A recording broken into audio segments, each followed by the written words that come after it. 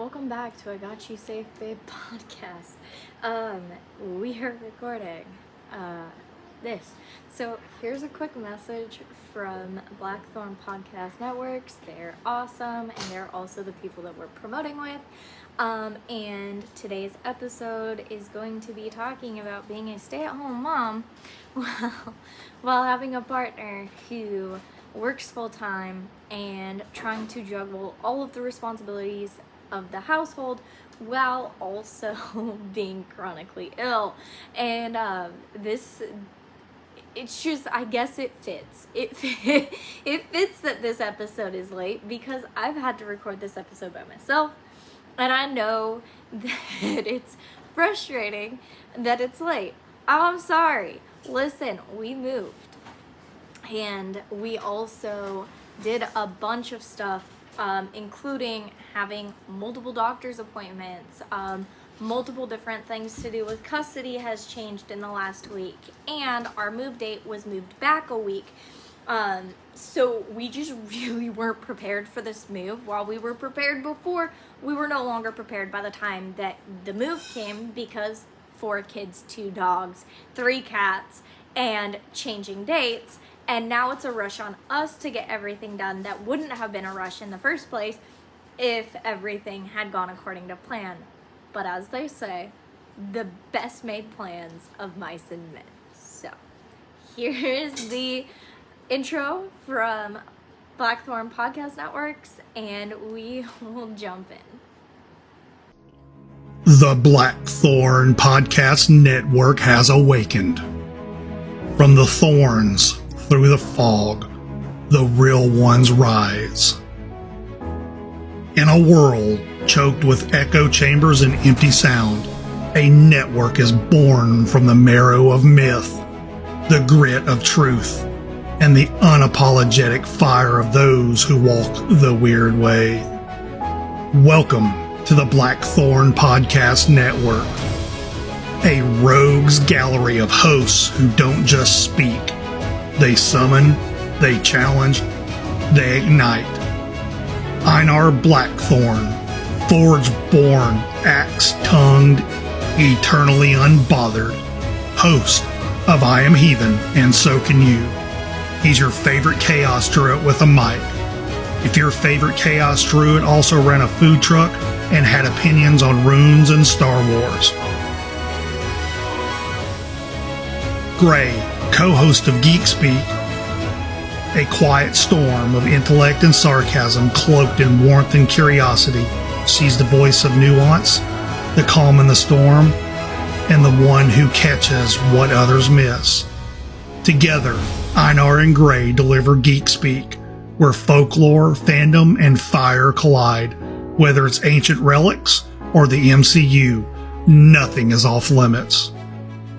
Maddie, host of I've Got You Safe, Babe, protector of the heart, her voice is a lantern for the lost, a mix of witchy wisdom, fierce boundaries, and gentleness forged in battle. Heathen Burgundy, the velvet-voiced heretic, host of the Heathen Burgundy Hour and Walking the Pagan Path. He doesn't just sip the tea, he stirs the cauldron and burns the patriarchy with a smile. From witchcrafts to wisdom, from fandom to fury, from satire to sacred truth, Blackthorn is not just a podcast network. It's a hearth for the heretics, a call to the kindred, and a rebellion with a rhythm. Listen, share, join the circle. Streaming on Spotify, Apple Podcasts, YouTube, and everywhere where the signal still reaches the wild ones. If the forest speaks, it speaks in our voices now. Walk with us. The Blackthorn Podcast Network.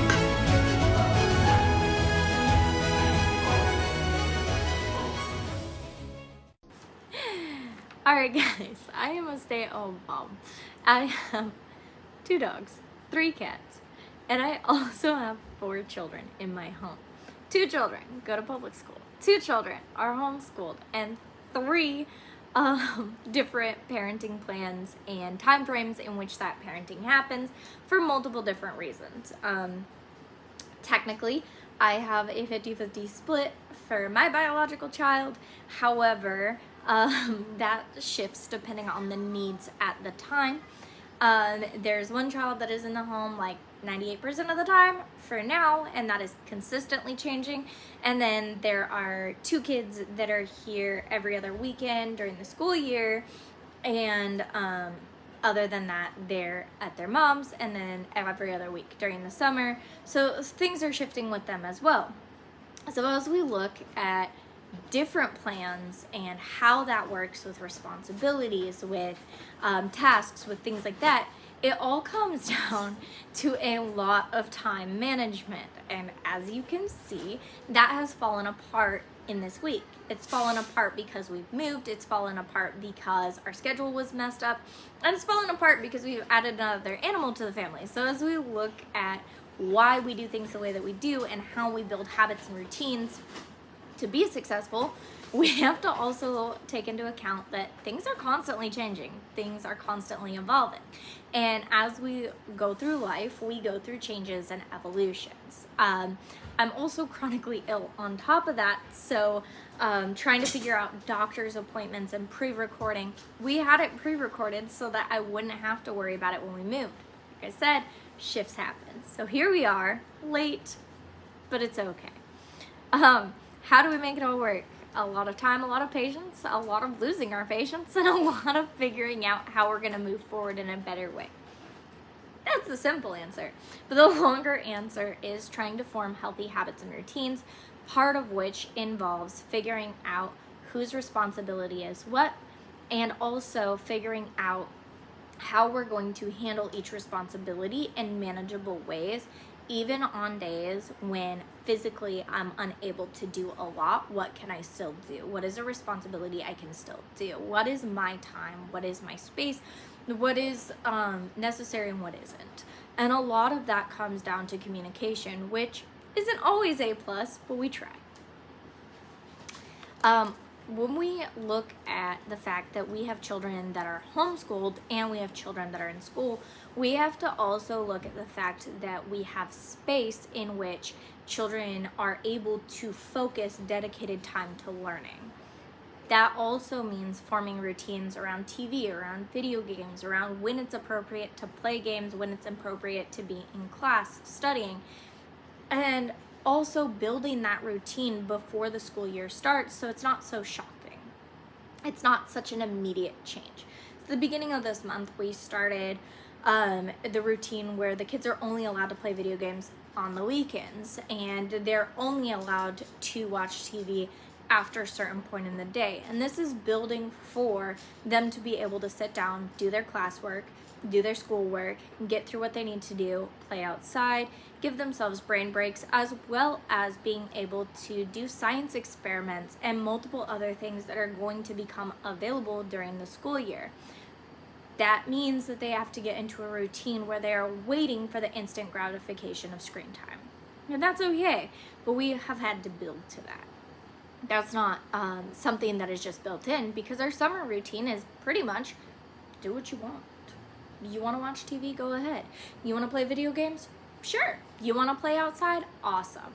But as we go back into the school and back into the learning mindset, we have to form different routines, including when we eat, when we sit down and focus on our schoolwork, when we wake up in the morning, when we go to sleep at night, when we watch TV, and when we play video games. So all of those are things that have to become structured. So we start the month before school starts, and we just build that routine in to be able to continue it through to the school year.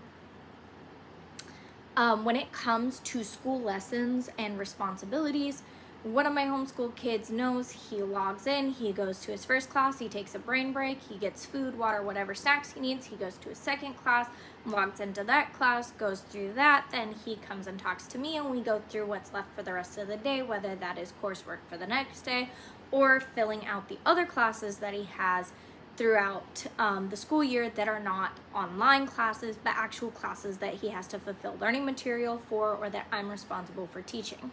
For the other child, last year was pretty much an unlearning curriculum, so I had to do a lot of it from scratch. This year, hopefully, she'll be in a more structured program, but there are no guarantees because the custody is still switching in its schedule so much that it's really hard to give set guarantees of what it's gonna be like, and preparing for that is a lot harder. One of the big focuses that I have is living sustainably. If the power shut off, will we be okay? If we didn't have access to a grocery store, will we be okay? And so part of that is that we do garden. We grow our own fruits, our own vegetables, things like that. I'll put a picture in here somewhere of me holding a giant squash that's bigger than my son when he was born. But yeah, we grow a lot of our own food, which is really cost effective, which is awesome. But on the other side of that, it also has taught the kids to be very prideful in the food that we do have, and very proud of the ability to create their own food creations. So that's another way that we build learning and sustainability into our system, as well as composting, because them kids be composting. I don't know. They do their own thing with that, to be honest. When it comes to cooking, a lot of that does fall on me or my husband, but lunches are typically the kids working with me to decide what they want to eat, what time they want to eat, and helping to prepare the meal. And that's simply because they like to be involved and make decisions. And I feel like it's really fair to give them the ability to be involved and make the decisions about their nutrition. We could tell kids this is healthy, this is not healthy, or we can teach them what each thing does in their body and allow them to choose the options that work best for their body. For instance, sugar isn't necessarily bad for you. Sugar gives you energy now, versus carbs that give you energy sustained, and protein, which gives you energy throughout the day, right? So staggering your different foods throughout the day is actually going to come down to the individual who is eating those foods. So learning what each food does in your body and being in tune with your body allows you to be able to make those choices. And I offer those choices to the children. Yeah, there's sometimes I make food and I'm like, this is what's for dinner, here you go. For the most part, they do have choices on what they're gonna eat, how much they're gonna eat, and what their body needs. Because listening to your body is a skill that you need for your entire life. It's not a today skill, it's a forever skill. When we're talking about rest and reset, as far as between classes or between tasks or between ideas, a lot of that is outdoors. It's not turning on an episode of TV. It's going outside, playing, and getting your energy out of your body. A rest and reset or play reset is to get your brain functioning and ready to switch gears. TV doesn't do that, but outdoors can, if you're doing it in a way in which you're going out and you are getting your energy out and you're getting prepared in your mind for the next task that you have to face. And I really support that with the children that are homeschooled, especially because one is going into 3rd grade and the other one is going into 1st grade. These are really big ages where that rest and reset and play and get the energy out makes an astronomical difference in their ability to learn, grow, and comprehend and actually withstand or fully understand a topic and be able to hold on to that and expand upon it.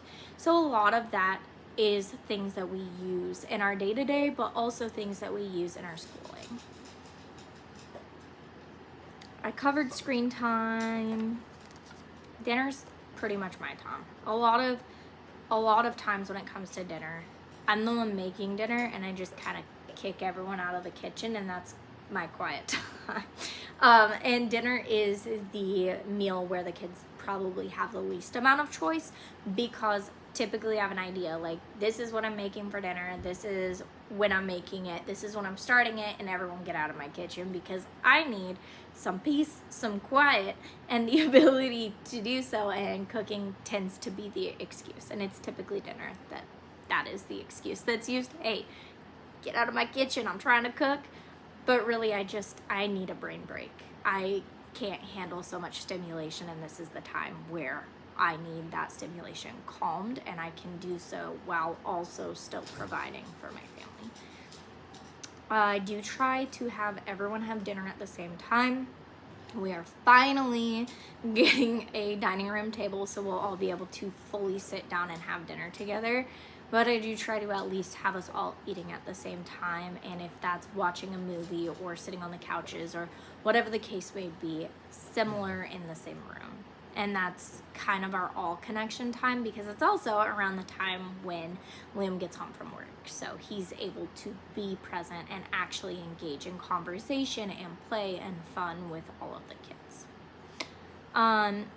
When it comes to bedtime is the time we typically have the hardest conversations, because it's bath time, bedtime, laying down, talking, reading books, whatever the case may be. But a lot of times that's when the kids do open up to me and are like, hey, I felt like this wasn't fair today. I felt like this wasn't done in a way that I would do it, or I felt like this was scary today. And a lot of those conversations do happen before bedtime, and I just build that into the routine. I would rather you tell me, even if it's right before you go to bed. Even honestly, that's better for me, because it gives me time to process what you've said and decide how to respond to it in the morning. These conversations are more just me listening, taking in, and not trying to come up with a solution, just really trying to hear. I can come up with a solution by the morning. At the end of the day, this is their time to get all of their fears, anxieties out so that they're comfortable to go to bed.